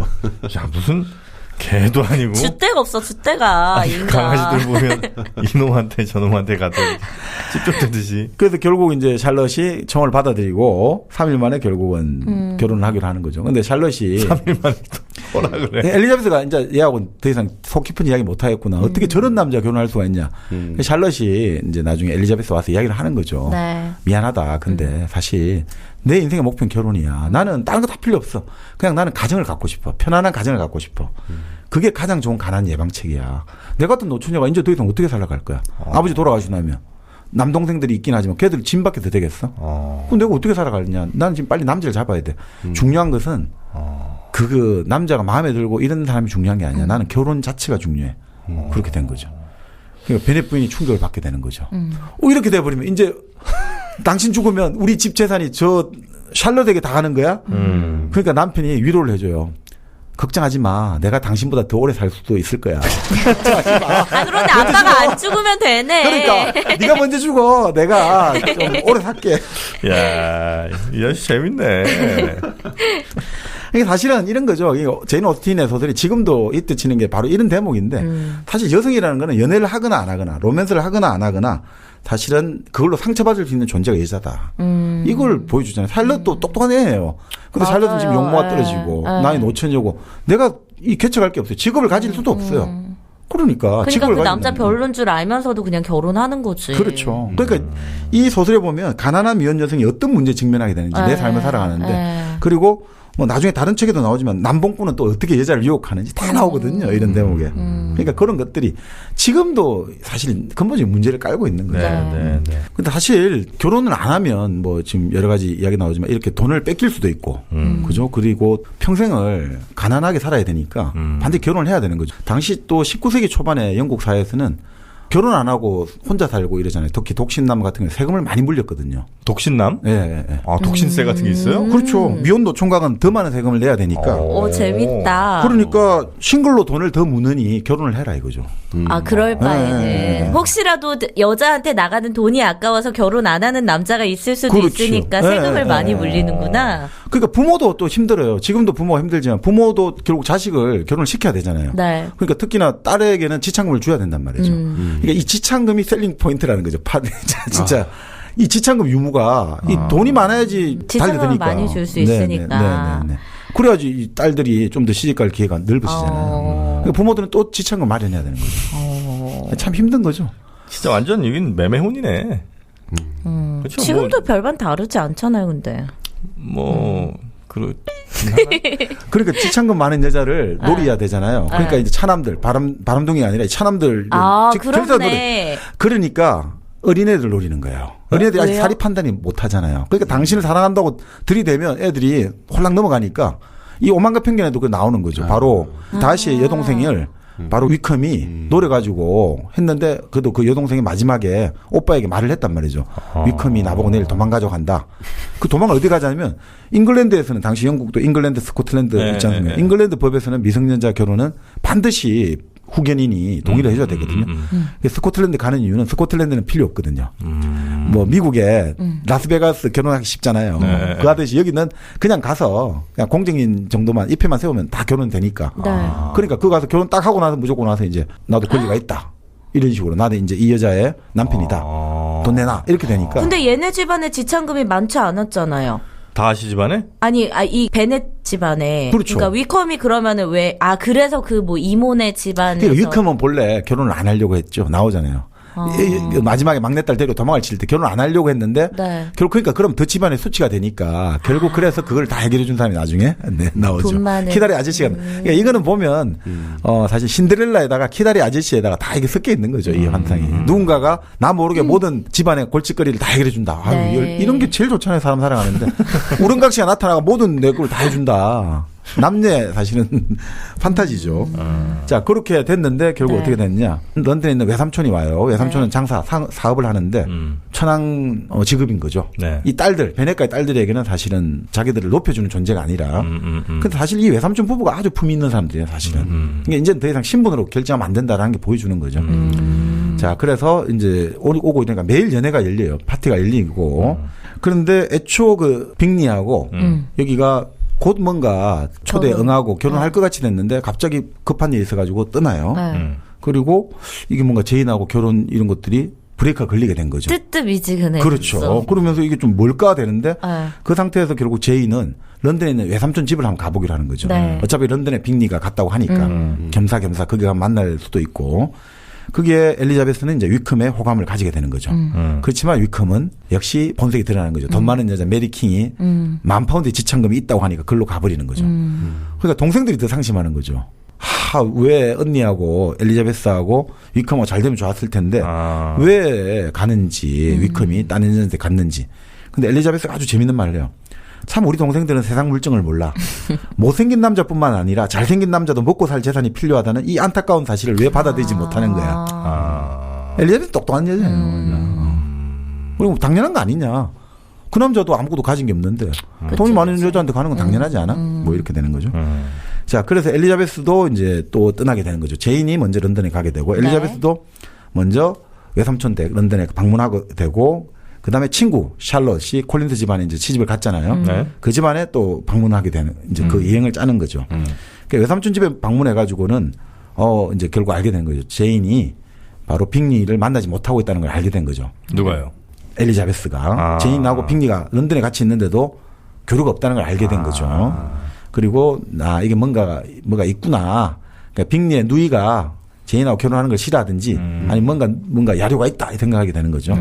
근데 외삼촌은 근데 뭐 여러 가지 너도 콜린스하고 결혼도 혼담도 와갔는데 안 됐고 너 마음도 여러 가지 무거울 테니 이번 여름에 우리랑 같이 여행을 가자.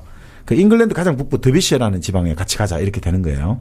근데 그 지방에 아까 말한 다시의 영지가 거기 있는 거죠. 자, 하여튼 그렇게 여행 가기로 하고 친구 샬롯이 아주 이제 콜린스 부인이죠. 콜린스 부인 집에 방문하게 되는 거죠. 거기 가면 또 캐슬린 영부인이 있는 거죠. 근데 갔는데 이제 캐서린 영부인 집에 가가지고 이 남자 콜린스는 자기 사촌이죠. 신신당부를 하는 거죠. 이제 캐서린 영부인이 초대를 했는데 이 영광스러운 자리에 정말 잘해야 된다. 근데 가서 이제 논쟁을 하는 거죠. 말을 하면 안 지는 거예요. 누가요? 엘리자베스가. 그리고 나이 이런 거 물어보는데 나이 숙녀에게 그 나이 묻는 건 실례 아니냐 뭐 지적해서. 그러니까 캐서린 영부인이 내가 지금까지 내가 알고 싶어가 모르는 게 없는데 왜 이렇게 얘가 그래서 좀 당돌하다 이렇게 생각하는 거죠. 아가씨 참 당돌하네. 자 그렇게 하면서 이렇게 있는 차에 또 우연히 바로 캐서린의 조카 다하시가 오는 거예요. 우연히. 하필 여기 또 다하시가 와. 그리고 다하시는 자하시 큰아버지의 차남 피츠 윌리엄 대령하고 다하시 같이 오는 거죠. 이 둘이는 사촌이죠. 네. 다하시 이모고 피츠 윌리엄 대령은 이제 사돈 총각 좀 되는 거죠. 이제 왔는데 여기도 바로 차남이니까 대령을 하는 거, 군인을 하는 거죠. 차남들은 군인 아니면 목사예요. 네. 자, 그래서 다하시가 예정없이 찾아오니까 그 다하시가 근데 뭐 서로 안 좋은 거죠. 특히나 엘리자베스는 지금 저 위컴한테도 못되게 굴고 참 못된 인간이야라고 생각하는데 다하시가 바로 샬롯이 있는 집이 있죠. 바로 콜린스 목사의 집에 예정없이 찾아오면서 친구 샬롯은 딱 그렇게 생각하는 거예요. 야, 그 다하시라는 사람 아무래도 너한테 반한 것 같아. 그러니까 뭔가 자꾸 찾아오는 거야. 우리한테 찾을 이유가 없거든. 그렇죠. 자, 그렇게 하는데 절대 엘리자베스는 그럴 리가 없다고 하는데 피츠 윌리엄 대령이 아주 좋은 사람이에요. 아주 매너도 있고. 네. 그 사람한테 이야기를 들어보니까 쭉 설명해 준 거죠. 뭔가 빅리가 갑자기 네스필드 파크를 떠나고 런던에 가게 된 게 다하시가 개입한 것 같다는 이야기를 해 주는 거죠. 왜냐하면 다하시는 아주 이 친구를 생각해서 이 여자와 결혼하면 안 된다. 그러니까 이제 엘리자베스는 이 지금 우리 언니 제인하고 빅리가 서로 좋아하는데 안 맺어준 이유 중에 하나가 이 다하시라는 놈이 개입을 했구나. 확실하게 알게 된 거죠. 천하의 몹쓸 놈이지. 그러니까 결국 이게 엘리자베스는 결국 다하시가 자기 여동생이 있는데 그걸 빅리하고 결혼시키려고 네. 제인하고 사이를 떼어놓았구나. 네. 정말 나쁜 놈이구나 생각이 되고 또 그 이유 중에 하나가 피츠 윌리엄 대령이 이야기하는 게 좀 집안 신분이 좀 안 만든 상태에서 불행한 결혼이 된다. 정말 오만한 인간이구나. 딱 생각을 굳게 돼요. 자, 그렇게 하게 되는데 피츠 윌리엄 대령이 여기서 재밌는 말 나와요. 장남이 아니면 좋아하는 사람과 결혼은 불가능하지 않느냐. 진짜 여기서 다 나오고 있는 거죠. 차남들은 차남이나 막내는 무조건 좋아하는 사람이라 돈 많은 여자와 결혼해야 된다. 필생의 사업이 이거다 이거죠. 진짜 이게 그렇게 나. 그 여자들도 좀 돈이 없잖아요. 그러면 어떻게 하냐면 돈도 없고 예를 들면 뭐 미모나 이런 교양이 없어서 이 남자한테 선택받지 못한 여자는 진짜 결혼 못하고 그냥 평생 독신 남녀 그렇게 많았어요. 가난하게 그렇게 사는 거예요. 지금하고 똑같죠. 그러니까 지금의 저출산 결혼 안 하는데 18세기, 19세기에 이 영국이 그렇게 뻗어나갈 시기도 독신 남녀 그렇게 많았어요. 아, 그래요? 선뜻 결혼할 수가 없다 이거죠. 자기 조건이 안 맞으니까. 조건이. 그래서 여자 중에는 이게 돈이 없고 만약 이러면 어떻게 하냐면 동인도라든지 식민지로 떠나는 거예요. 거기는 여자가 적으니까. 선택받을 확률이 있다 이거죠. 참 이게 이 서글픈 일들이 그때 나와요. 자, 결국 그래서 정말 다하시에 대한 감정이 이제 악감정이 완전 최고조로 달했는데 갑자기 다하시가 찾아와가지고 사랑 고백을 하는 거예요. 엘리자베스에게. 사랑 고백. 그러니까 이 여자가 기가 막힌 거죠. 물론 너무 좀 로맨틱해. 아니 자기 언니 사랑도 집안 신분 나쁘다고 한 놈이 갑자기 자기한테 사랑 고백하니까 이게 논리나 생각도 들고 기분 좋은 것도 있고 아니 이렇게 돈 많고 신분 높은 사람이 나 이것도 하지만 기분 좋은 이건 좀 장난치는 것 같다 생각도 드는 거죠. 그래서 사랑 고백하니까 단칼에 거절하면서 논리적으로 말을 해요.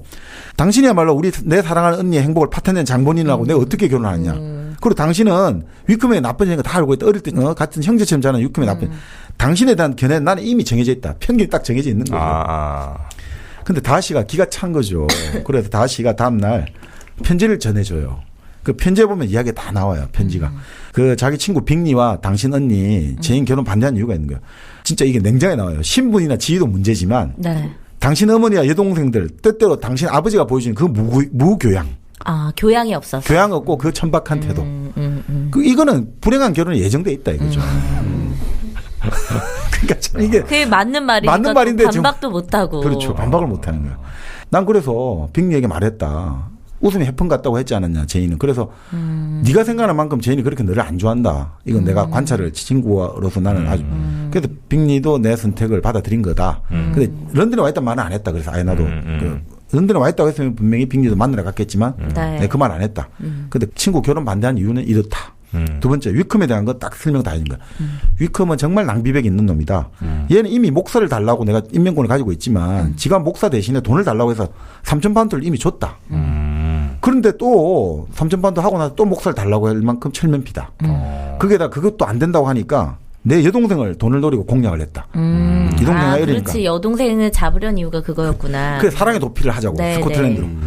왜냐하면 여동생이 갖고 있는 돈이 3만 펀드. 여동생 지참금 3만 펀드되거든요. 어마어마한 돈이죠.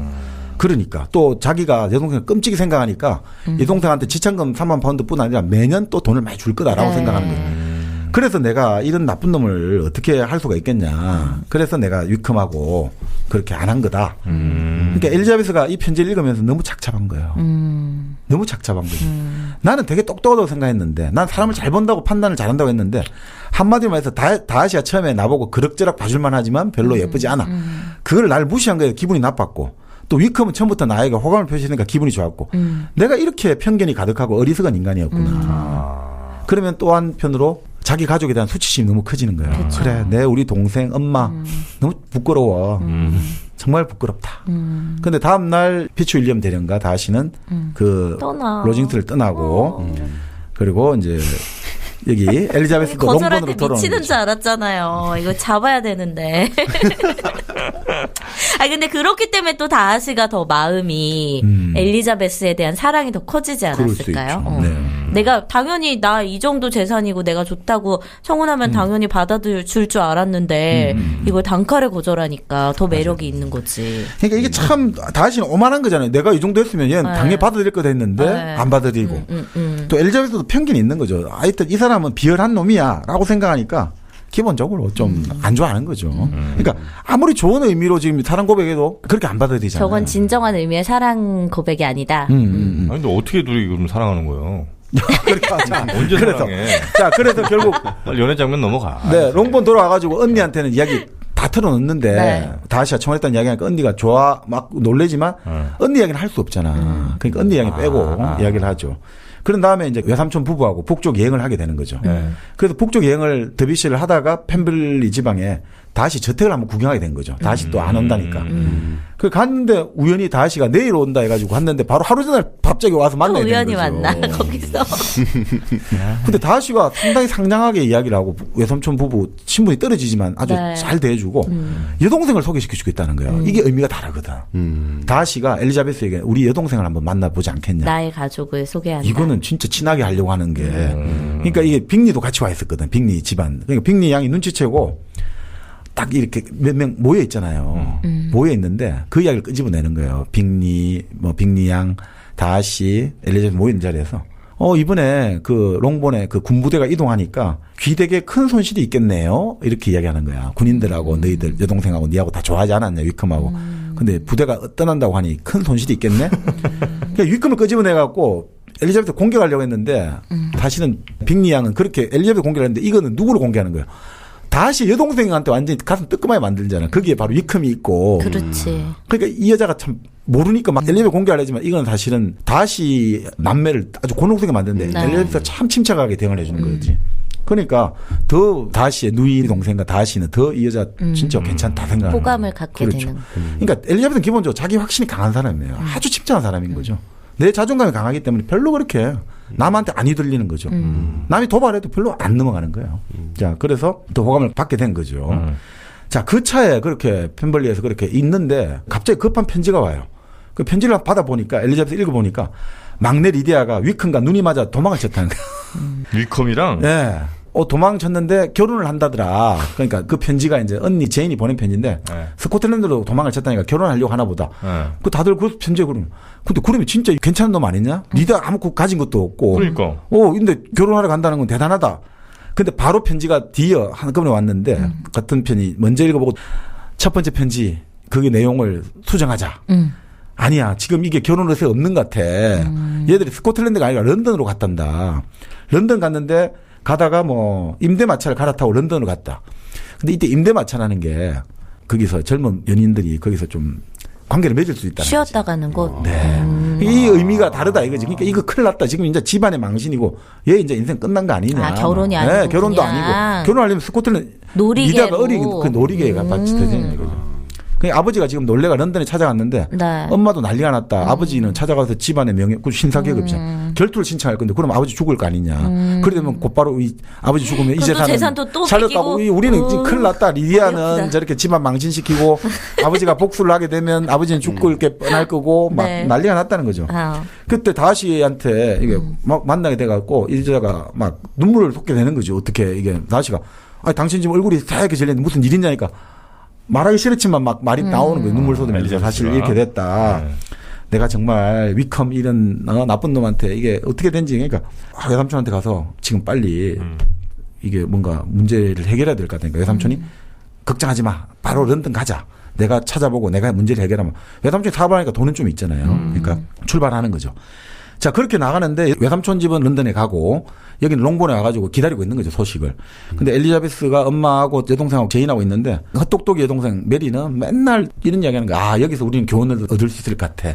여자는 한번 시집 잘못 가면 큰일 나고 몸을 함부로 굴리면 이런 헛소리를 하고 있고 콜린스는 또 편지가 왔어요. 콜린스가 위로해준다고. 정말 집안의 수치입니다. 집안의 망신 후 그런 딸은 없는 셈 치고 빨리 죽기를 바라세요. 그러니까 콜린스라는 사촌은 도대체 이게 뭔 위로가 아니고 완전히 무슨 이런. 자, 그리고 알고 보니 위컴은 노른 빚을 제가 도피를 한 거예요. 빚이 1,000파운드 이상. 그러니까 세상에 도박꾼이란 말이야. 사기꾼이 세상에 이런 인간이 어디 있냐.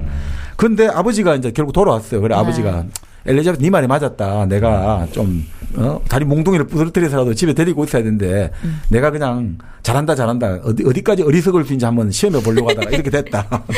그런 이야기하는데 이틀 뒤에 아버지가 돌아오신 이틀 뒤에 외삼촌이 속달 편지를 보내오는 거예요. 지금 이게 결혼을 하겠다고 한다, 위컴이. 근데 조건은 뭐냐. 리디아에게 1,000파운드 정리한다는 걸 공정해주고 매년 100파운드를 보내달라. 매년? 매년 100파운드. 그러니까 아버지가 이런 좋은 조건이 어디 있냐. 이거. 지금 있어도 120파운드 들어가는데 100파운드밖에 안 보내주면 난 더 좋지. 그리고 1,000파운드 종료 이거 너무 심한데? 아무래도 너가 외삼촌이 돈을 많이 쓴 것 같다. 그 빚을 갚아주고 결국 너가 외삼촌이 쓴 돈을 내가 대신 갚아줘도 될 것 같다. 뭐 이런 이야기하고 있는데 어떻든 문제가 해결된 거예요. 그죠? 결혼하겠다니까. 그래서 엘리자베스 그 이야기를 하는 거죠. 아유 정말 이런 소식에 우리는 좋아해야 되냐. 행복할 가망성이 거의 없는데도 결혼해야 하고 남자의 성격이 형편없는데도 우리는 기뻐해야 하냐. 도박꾼한테 시집 보냈는데 그냥 다행으로 이렇게 여겨야 되는 시집 간다는 자체를 다행으로 여겨야 되니 너무 가슴이 아프다. 근데 뭐 어쩔 수 없잖아요. 그죠? 아들이 있으면 한정상속이 해제돼가 쓸 수 있는데 지금 이게 뭐 어떻게 할 거예요. 그죠? 나중에 알고 보니 이 모든 것들이 전부 다시가 다 해준 거라는 거야. 맞아. 위컴하고 연락이 안 되잖아요. 그러니까 위컴이 예전에 자기 여동생을 꼬시려고 썼던 유모가 있는데 그 유모의 연락처를 찾아가지고 위컴하고 연락되지 해가지고 결국 위컴을 만나가지고 다 해결을 본 거예요. 자, 좋아. 위컴 빚 다시 내가 갚아줄게. 또 위컴이 자리가 일자리에 필요하다. 너 정규군 장교로 이어줄게. 1,000파운드 드린 거예요. 그래서 돈을 주고 장교 자리 싸서 이어주고 또 뭐 거기에다가 지참금은 1,000파운드지만 내가 1,000파운드 더 추가해줄게. 다 해준 거예요. 저 다시가 돈으로 치면 요즘 치면 거의 뭐 몇 억을 해준 거예요. 그렇게 해서 결혼시킨 거예요. 티내지 않고. 티나리 아저씨지. 이게 중요해요. 티내지 않고. 안 알려준 거예요. 절대 알 수가 없었어요. 그러니까. 근데 알고 보니까 어떻게 됐냐면 리디아가 결혼하러 와가지고 이야기하다가 아이고 외삼촌 아니면 다하시 씨가 와가 우리를 축복해 줬을 거. 너 무슨 소리야? 그래가지고 얼버무리니까 엘리자베스가 편지를 외숙모한테 보낸 거예요. 그러니까 외숙모 편지로 다 알려준 거예요. 사실은. 다하시가 이걸 다 해줬단다. 그러니까 이게 너무 부끄러운 거죠. 엘리자베스 입장에서는 정말 자기가 가장 경멸하는 다하시가 가장 경멸하는 위컴하고 인척이 됐잖아. 같은 동서가 되는 거. 이것도 정말 속이 상할 텐데 다하시에게 또 자기는 다 알려줬잖아요. 이런 이 모든 걸 다하시가 다 알고 있다 생각하니까 부끄러운 동시에 갑자기 이젠 진짜 그 사람의 호의를 얻고 싶은 거예요. 생각해보니까 성품이나 재능이 자신에게 가장 어울리는 남자가 다하시구나. 나에게. 저 사람의 총을 다시 받고 싶은 거죠, 이제. 근데 이미 이제는 끝나지 않았을까. 버스는 지나갔다. 이런 생각이 드는 거죠. 위컴과 리디아가 결혼식에 와서 정말 후한무치한 얼굴인 거예요. 부끄러움이 하나도 없고. 그리고 엘리자베스하고 위컴이 만나는데 엘리자베스도 적당한 정도로 이야기를 해주는 거야. 나 다 알고 있어. 그러니까 위컴도 아주 어색하면서 뭐 하는 정도로 이제 서로 알게 된 거죠. 그러면서 이제 위컴한테 아주 통렬한 한 방을 먹여요. 너 까불지 마. 이제 다 알니까. 점잖게 말하고 위컴도 점잖게 말하고 그냥 손등에 키스 해주는 걸로 당신의 호의에 감사드린다. 엘리자베스. 처형한테 감사한다. 그 정도로 하는 거예요. 자, 그리고 나서 이제 결혼을 이제 치렀잖아요. 네더필드에 다시 빅리가 온다는 이야기가 도는 거예요. 빅리 좀 그만 오라고 해. 네. 빅리 그만 와. 그 엄마가 이제 엄마가 세상에 가장 불행한 여자로 돼 있다가 자 어떻게 리디아 결혼 치웠죠. 그 다음에 다시 빅리가 온다니까 우리 제인. 그래서 결국 다시야 빅리가 베네가에 오는 거예요. 이렇게. 그러니까 엄마는 지금 모든 걸 해결해 주는 사람이 구원의 해결사가 다시인데 그것도 모르고 빅리만 칙사 대접하는 거예요. 우리 이제 맞서야 될 거라고. 그러니까 엘리자베스 그걸 보면서 아유 자기 딸을 수렁에서 건진 사람이 다시인데 저것도 모르고 어떻게 하겠습니까? 결국 정찬에 초대해가지고 결국 빅리는 제인에게 구원을 하는 거죠. 네. 그러다 보니까 이제 결혼을 하게 되니까 이제 엄마는 롱본에서 이 가장 불행한 집에서 가장 복받은 집이 된 거예요. 이 집안에 이제 뭐 전부 딸들이 결혼 잘한다. 막내도 시키고 제인은 빅리한테 결혼시키고. 그리고 빅리가 제인하고 약혼한 지 일주일 지나서 바로 그 유명한 다시의 이모 캐슬린 더버그 영부인이 엘리자베스 집안을 찾아오는 거죠. 네. 그래서 와가지고 너 약혼했냐 안 했냐 우리 조카하고 꿈도 꾸지 마 하는 거죠. 다시랑 주제 넘은 결혼 꿈도 꾸지 마. 엘리자베스한테 소문이 돈다 너 자꾸 꼬리치는 그렇죠. 거. 넌 신사의 딸이지.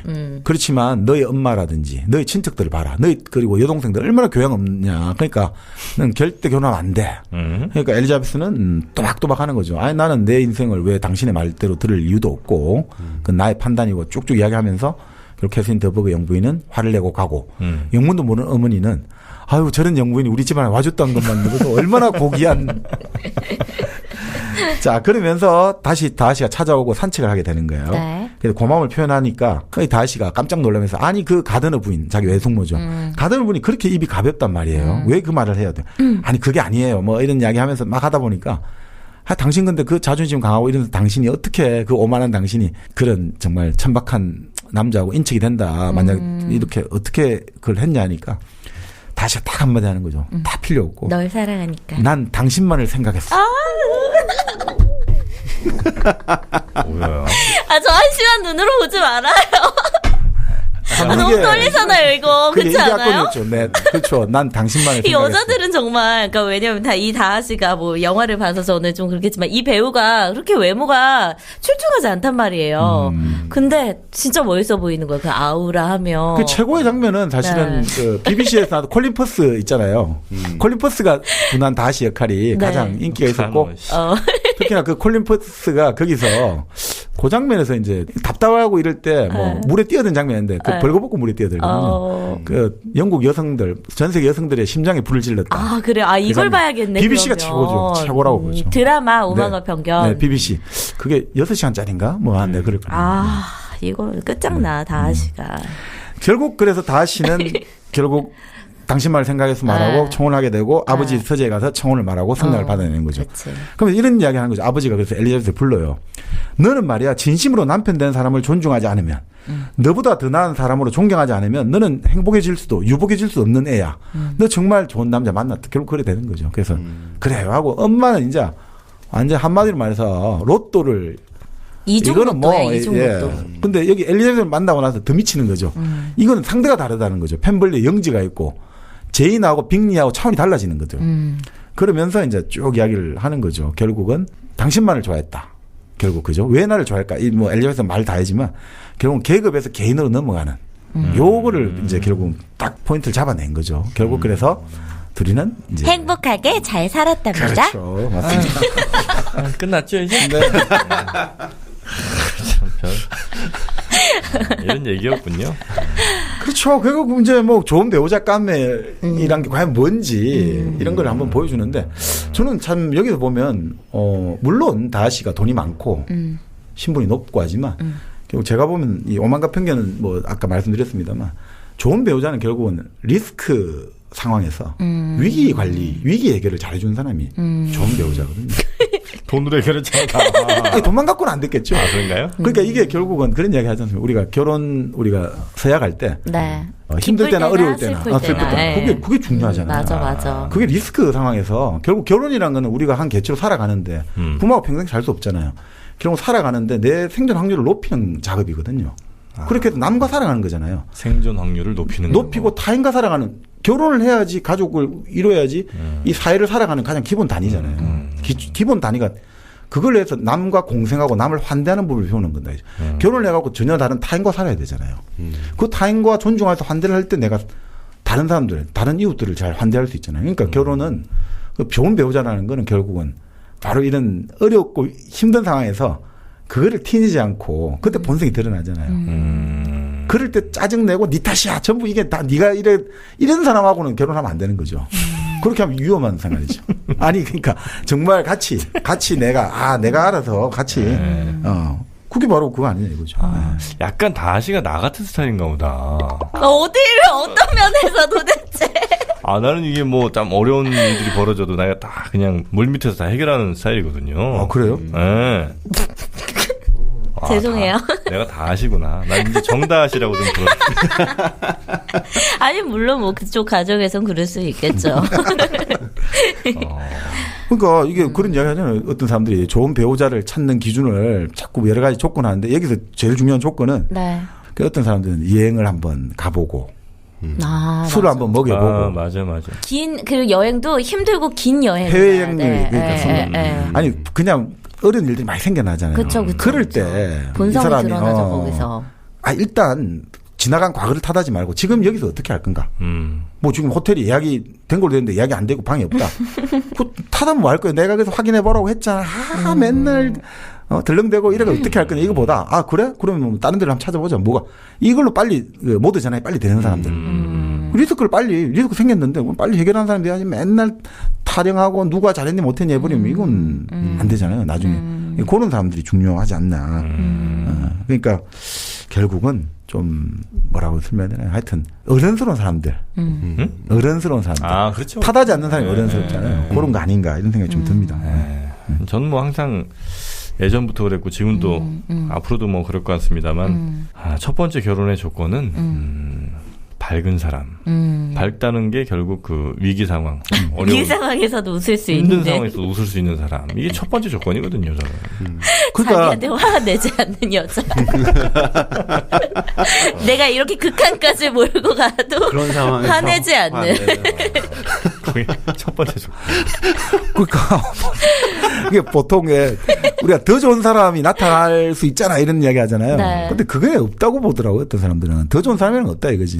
결국은 그럼 따지면 예전에 무라카미 하루키 소설에 이런 게 있었나요? 4월에 어느 맑은 아침에 100% 여자를 만나는 것에 대하여인가 그런 책이 있잖아요. 내 진짜 100% 이상형이라고 하잖아요. 그런 게 있냐 이거죠. 사람은 만난 사람에 따라서 자기가 같이 내가 새롭게 만들어지는 거지. 맞아요. 상대적이죠. 숨겨진 내가 없다 이거죠. 숨겨진 나의 뭐 100% 이상 이런 게 없다는 거죠. 맞아요. 그 사람에 따라서 내가 만들어지는 거기 때문에. 그러니까 과연 이상형을 찾는다 이러잖아요. 그러니까 내가 진짜 내 길이 있을 거야. 나의 천직이 뭘까? 그리고 나의 정말 이상형이 누구와 결혼해야 되나? 내가 어떤 일을 해야 되나? 이런 본질적인 질문들 있잖아요. 이런 건 답이 없다는 거죠. 이건 내가 뛰어들지 않는 이상 답이 없어요. 자, 니는 성격이 이렇고, 니는 지능이 이러니까, 니는 이런 일을 하면 좋을 거야. 니는 뭐 이러이러한 사람이고 이러니까 이런 사람 만나면 좋을까? 그런 건 없다는 거예요, 사실은. 정답이 있을 수가 없다는 거죠. 그렇죠. 그거는 이례적인 질문이거든요, 항상.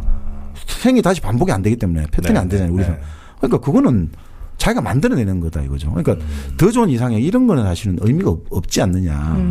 그러려면 오히려 엘리자베스처럼 끊임없이 사실은 안 좋은 상황에서 시작을 해가지고 바꿔내는 거 있잖아요. 사실 그 첫인상 바꾸기 쉽지 않은데 바꿔내잖아요. 이게 엘리자베스 대단한 점이고 그 다하시도 대단한 점이라는 거죠. 이 사람들은 성숙해 가잖아요. 본래 안 좋은 사람들하고 만나면 끝이거든요. 더 이상 두 번 다시 안 봐는데 그 안 좋은 사람과 부딪히면서 끊임없이 자기의 생각을 소정해낼 수 있다.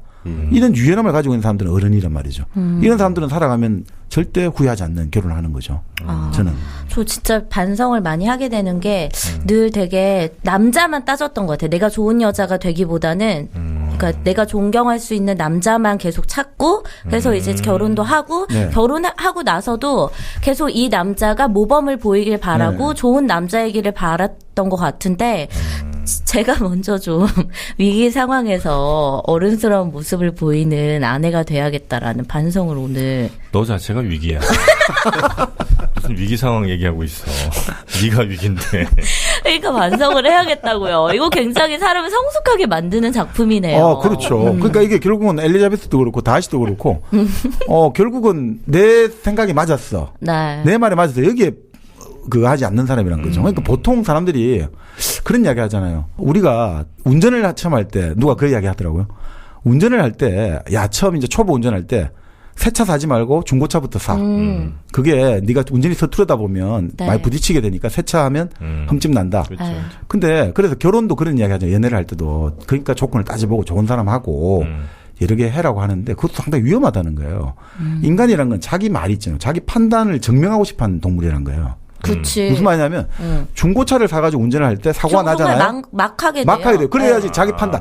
결국 그러니까 중고차를 사면 내 판단이 옳았다는 걸 증명하고 싶어한다. 맞아요. 근데 새 차를 사면 어떻게 된단 말이에요. 새 차를 사면 정말 조심하게 되고 하게 되니까 오히려 사실은 결혼이나 연애할 때 조건을 따지다 보면 자꾸 그거를 애초에 적당한 사람하고 하면 내 조건이 내 판단이 맞았다는 걸 증명하려고 일부러 깨지는 거죠. 봐, 저 사람아 이런 놈인 줄 알았어. 이렇게 되는 이런 놈인 줄 알았어. 이런 인간인 줄 알았어. 이렇게 되면 안 된다는 거죠.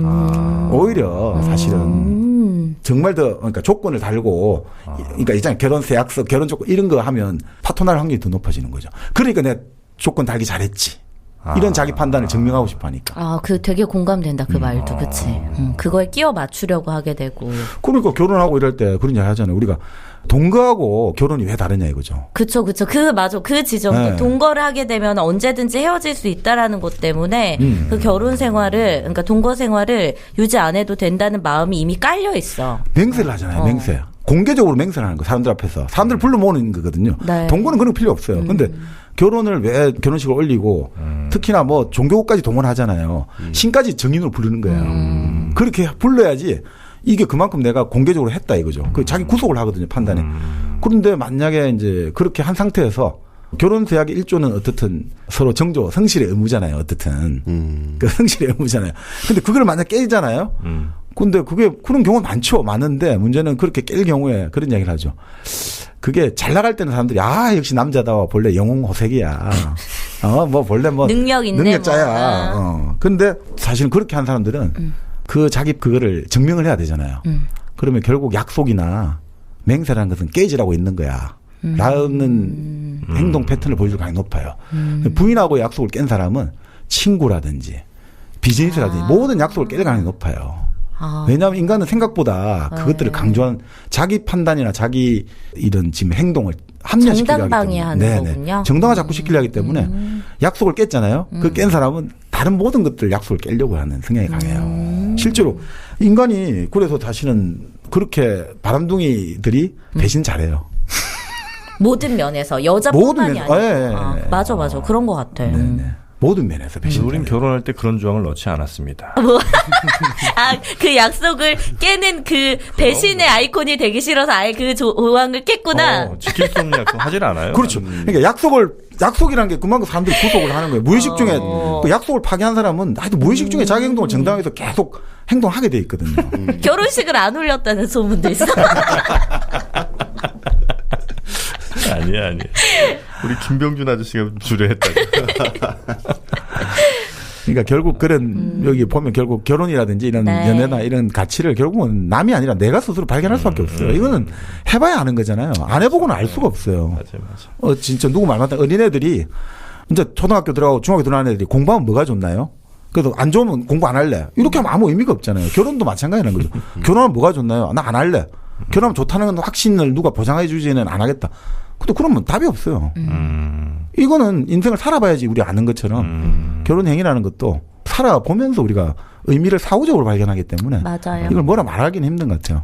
그런데 참 요즘 결혼이 너무 어려워졌죠. 네. 이 세상에서 가장 쉬운 게 결혼과 육아거든요. 아니 그래야 인간이 살아갈 수 있잖아요. 인류가. 그러니까 결혼 육아는 아무리 바보라도 할 수 있도록 만들어놨는데 그렇죠. 이걸 너무 지금 힘들게 만들려고 있어요. 맞아요. 지금 우리 사회가 지금. 제가 늘 그거 강조하는 겁니다. 너무 결혼에 대한 너무 큰 의미를 부여하고 그러다 보니까 너무 막 상대를 까다롭게 고르려고 그러고 뭐 이러다 보니까 내가 전에 만났던 저 남자보다 얘가 아무래도 못한 구석이 한두 개는 있겠지. 그러면 또 자꾸 패스 되는 거예요. 네, 그래서 저는 결혼을 좀 그냥 막 해라. 근데 결혼은 본래 인간은 누구와도 살아갈 수 있도록 만들어놨거든요. 왜냐하면 그렇게 해야 인류가 지속이 되잖아요. 누구와도 살아갈 수 있고 서로 맞춰질 수 있도록. 근데 저는 그렇게 보면 이 책이 그냥 어떻게 보면 좋은 남자 고르는 법을 알려준 아주 그렇죠. 좋은 교본인 것 같아요. 네. 콜린스도 나오고. 그러니까 여기 보면 위컴 같은 번지르한 말을 조심해라는 거죠. 그러니까 뭐냐면 사람이라는 게 우리가 그런 거잖아요. 우리가 이게 루소까지 가면 그렇지만 고귀한 야만인이라고 하잖아요. 물론 우리가 인간이라는 게 자기 영역 경계선에서 아주 공격적이 되고 폭력이 되지만 루소에 따르면 인간은 성선설이니까 어떤 사람을 만났을 때 호의와 환대를 가지고 해준다고 하잖아요. 그러니까 이런 건 있겠죠. 자, 사람이 살아가는데 낯선 사람을 만났을 때 공격하는 경우가 있을 수 있고 환대하는 경우가 있을 수 있어요. 근데 확률적으로 보면 사람의 생존 확률, 집단의 생존 확률은 누군가와 공생할 때 그 생존 확률이 높아지잖아요. 누군가를 죽고 죽이기보다. 자, 그러면 어떻게 되냐면 바로 그렇기 때문에 우리 연애 사랑 고백에 여자들이 왜 약하냐면요. 누군가가 갑자기 사랑 고백을 하잖아요. 정말 죄송한데 당신 보자마자 반했습니다. 저랑 차 한잔 할 수 있습니까? 할 때 물론 여자들 입장에서 자기가 설정한 기준이라든지 여러 가지 너무 안 된 사람은 알겠지만 대부분의 사람들의 심리는 아니 이 사람이 지금 나를 아무것도 조건도 없고 아무것도 모르고 단지 지금 어떻든 얼굴이지만 그걸 보고 지금 나한테 그 이야기를 끄집어낸다는 게 자기 자신의 어떤 인격적 존엄성을 걸고 내가 거절하면 이 사람 얼마나 쪽팔리고 부끄럽겠어요. 그런데도 그걸 감수하고 지금 내가 당신을 반해가 이 말을 안 하면 안 되겠다라고 접근했잖아요. 그럴 때 보통 사람들은 불쌍하고 그 어떻든 간에 나가 뭐길래 이렇게 나에게 이렇게 저 고백을 하냐. 그래서 받아주려고 하는 욕구들이 있단 말이죠. 이 마음에 이분의 정성에 응해줘야 되겠다. 왜냐하면 그게 바로 아까 말한 환대를 해야 되는 우리가 본능적으로 우리가 인간이라는 거는 낯선 사람에 대해서 환대를 해줘야 되는 것들. 그게 좀 더 내 생존과 집단 생존 유리하다라는 게 깔려있기 때문에 그렇기 때문에 바람둥이들은 처음에 말을 그렇게 잘하고 공손하게 하면서 내가 당신에 반했다는 걸 강조하는 거예요. 그럼 왜냐하면 그런 보통의 대부분의 사람들은 인간의 본성상 환대를 해주게 돼 있거든요. 그 사람을 내 좋아가지고 지금 내 보고 완전히 한눈에 반해가지고 정말 한눈에 뿅 갔다는데 어떻게 이 사람을 내가 냉정히 거절할 수 있느냐. 응해준단 말이죠, 대체로. 그거를 악용해가 좀 더 나가면 어떻게 되겠어요. 그 사람 앞에서 더 내 인격의 존엄성은 아무것도 아니고 당신에게 모든 걸 버리는 행동한단 말이죠. 무릎을 꿇는다든지 막 사정을 한다. 이러면 있잖아요. 사람들이 미친놈 같죠. 그렇지 않아요. 완전히 이 사람이 마음이 열려지게 돼 있어요. 그걸 악용하는 경우도 있단 말이에요. 사실은. 바람둥이들은 그걸 악용하는 경우도 있어요. 맞아. 그러니까 그것도 여기 위컴을 보면 잘 나온단 말이죠. 그러니까 겉으로 드러나고 이런 행동들에 사실은 상당히 그렇게 쉽게 넘어갈 필요가 없다는 거죠. 그 바람둥이들은 그래서 무릎에 털이 나지 않습니다. 무릎이 멍들 날이 가시질 않아. 멍이 가시질 않아. 그러니까 무릎에 멍드는 사람들은 남자나 여자나 조심해야 돼.